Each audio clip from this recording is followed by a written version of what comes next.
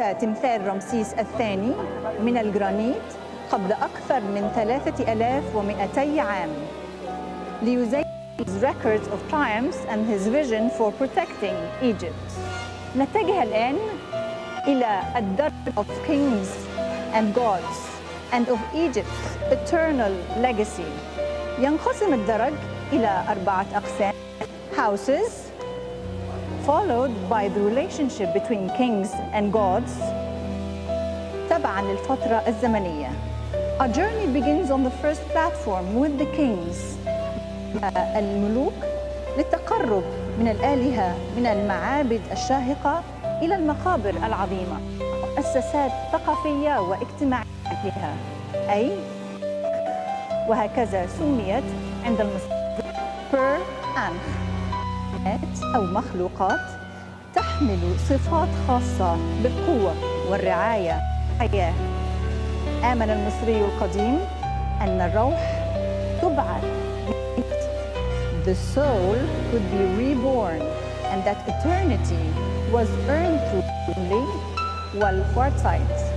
These masterpieces before you were carved from hard stones لمقتنيات الملك الذهبي توت عنخ آمون، والتي تم اكتشافها في عام 1922 في وادي الملوك، والتي تعرض ولأول مرة في التاريخ تحت سقف واحد في المتحف المصري الكبير. And now, let us prepare for a truly historic exhibition, the treasures of the Golden King, Tutankhamun, which was discovered in 1922 in the Valley of the Kings, displayed for the very first time in history under one roof, here at the Grand Egyptian Museum. أكثر من 5000 قطعة أثرية تعرض في مساحة تتجاوز 7000 متر مربع.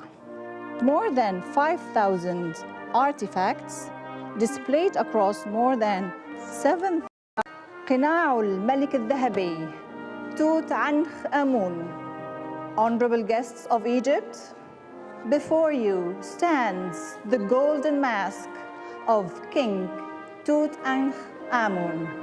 قناع ذهبي خالص يدن 11 لاعبين، تتقدم الكوبرا واجت وأنثى النسر نخبت، رمز مصر السفلى ومصر القناع.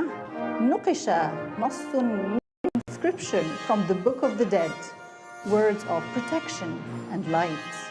وننطلق الملك السياسية والحربية باعتباره ملكاً محارباً يقود جيشه لحماية شعبه وأرضه.